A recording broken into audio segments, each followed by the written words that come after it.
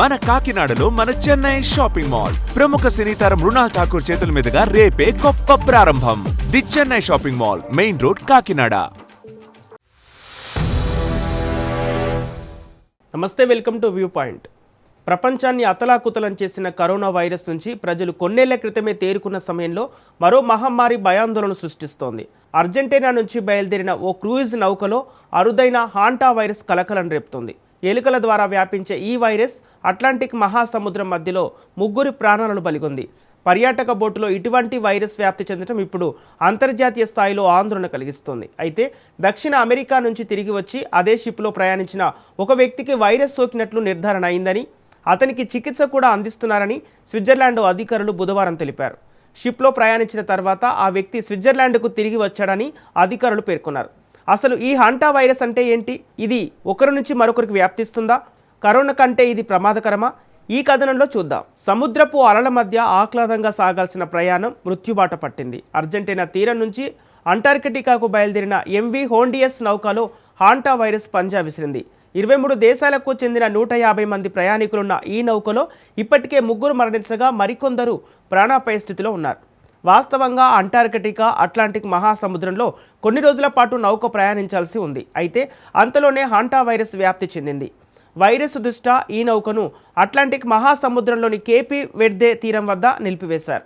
మరోవైపు ఈ వైరస్ నౌకలోకి ఎలా ప్రవేశించిందన్న దానిపై ప్రపంచ ఆరోగ్య సంస్థ వివరణ ఇచ్చింది.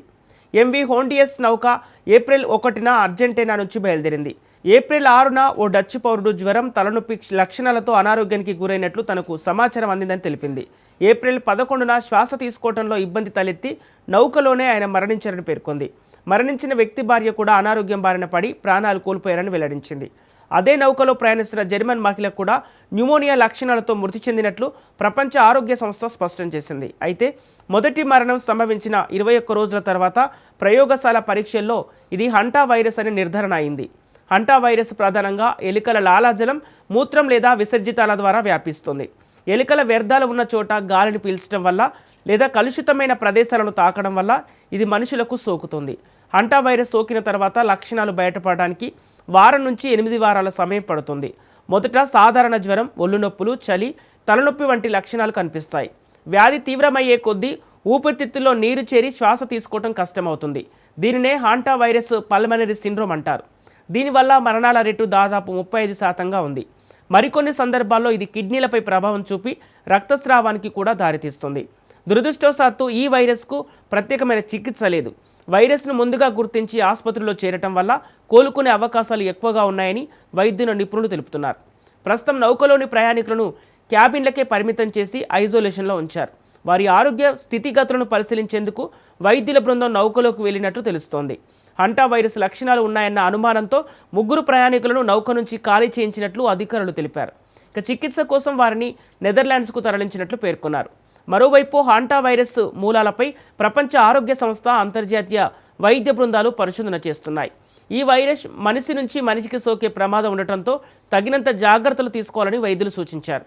ఎలుకలు ఉన్న చోట బ్లీచింగ్ సొల్యూషన్ వాడాలని, వ్యర్థాలను శుభ్రం చేసేటప్పుడు మాస్కులు, గ్లౌజులు తప్పనిసరిగా ధరించాలని కోరారు. మన కాకినాడలో మన చెన్నై షాపింగ్ మాల్ ప్రముఖ సినీతార మృణాల్ ఠాకూర్ చేతుల మీదుగా రేపే గొప్ప ప్రారంభం. The Chennai shopping mall, main road, Kakinada.